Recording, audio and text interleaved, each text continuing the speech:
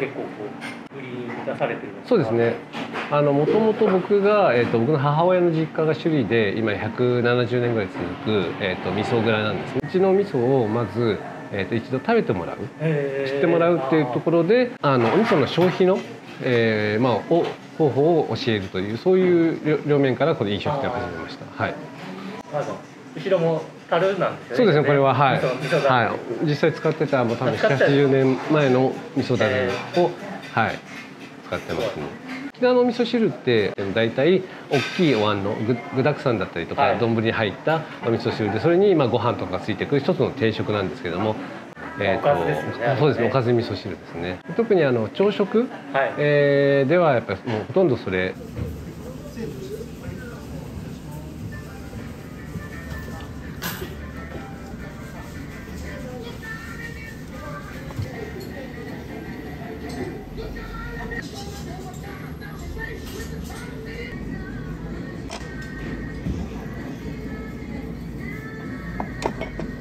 はですね、グーヤ的な表現でグーヤ、腕の肉。グーヤ。はい。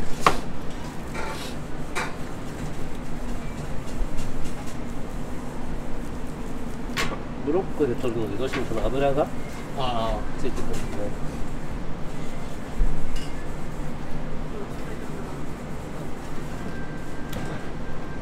これは何の料理？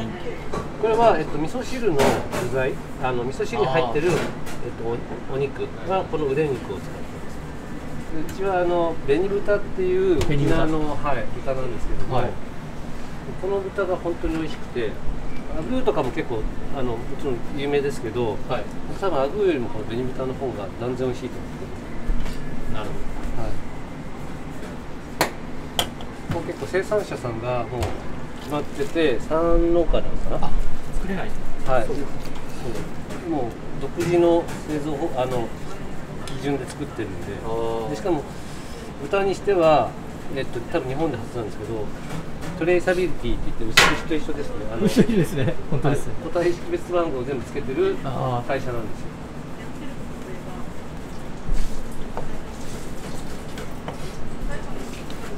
明日とか明後日以降の仕込みってことですか？そうです。もうこれは大体これ腕肉うちそうですね。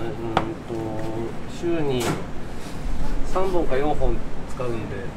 そんなはい。このタイミングで。多い時はもっとですね。じゃあ毎日のようにやってるみたいな。ほぼ毎日のように。なるほど。この油は、はい、油でまとめて今度これでラードを作ってそれをハンバーグとかに、はい、ラード入れてます。なるほど。このジューシー感とかその臭みをなくすためにその特製のラード使って、でこういう筋肉なんかは結構ねこれもお肉がしっかりしてあるんで、それを使ってなんか煮込み作ったりとか小鉢に使ったりとか。いいですね。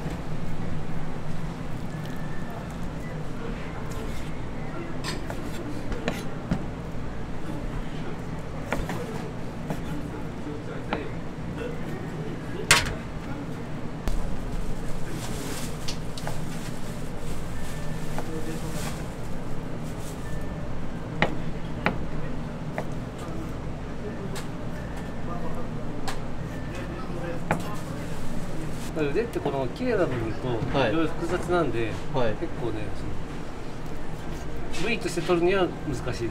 味がしっかりしてるんで、はい、沖縄のよく知るものは大体この腕肉使ってるんですか？はい。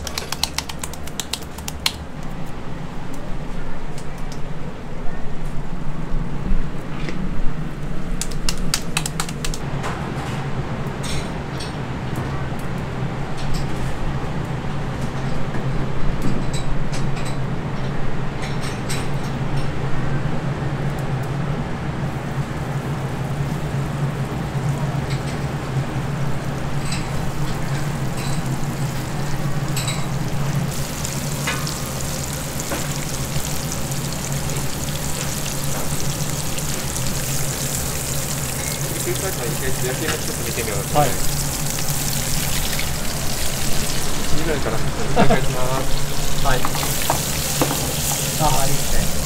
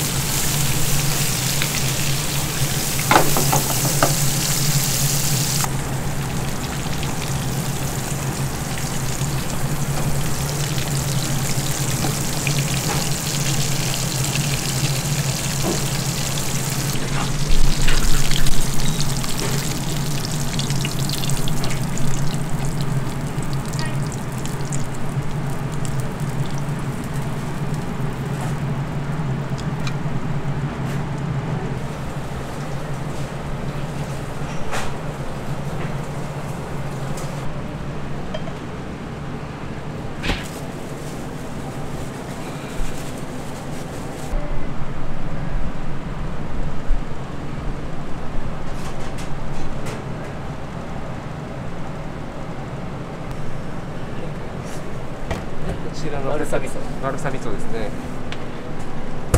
今こちらのとんかつソースとかおろし味噌ポン酢とか全部味噌入ってます。あ、全部味噌入ってるんですね。さすが。ドレッシングも味噌入ってる。これ何ベースなんですか。これはね、もともと人参とか。そうですね、フレンチドレッシングをベースに、はい、これが味噌入りのジュニアソースですね。ああ、キノコとかも入ってます。これはあれですね、しめじか。リベロソース。はい。たっぷりめに。はい。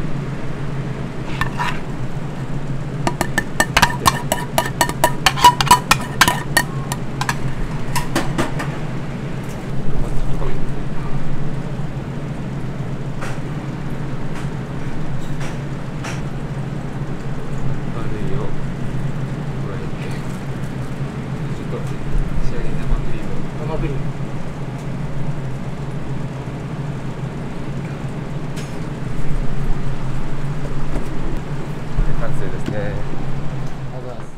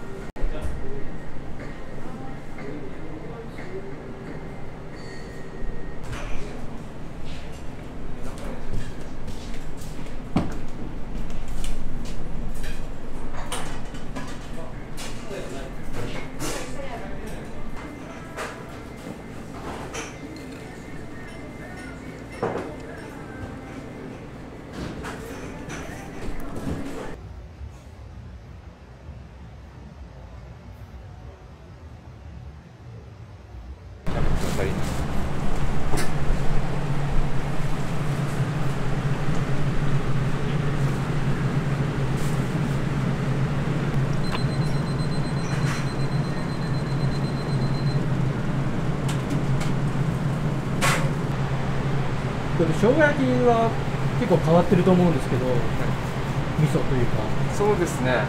普通はソースは醤油ベースのやつだったんですけど、これもほとんど味噌と調味料だけで、はい、これがいわゆるこの店の生姜焼きの特徴になりますね。はい、これがこの生姜焼きのタレです。生姜焼きのタレです。はい、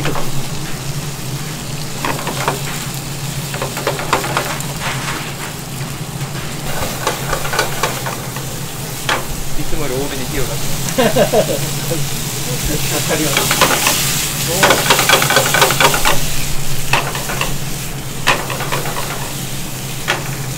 で、タレを入れます。はい。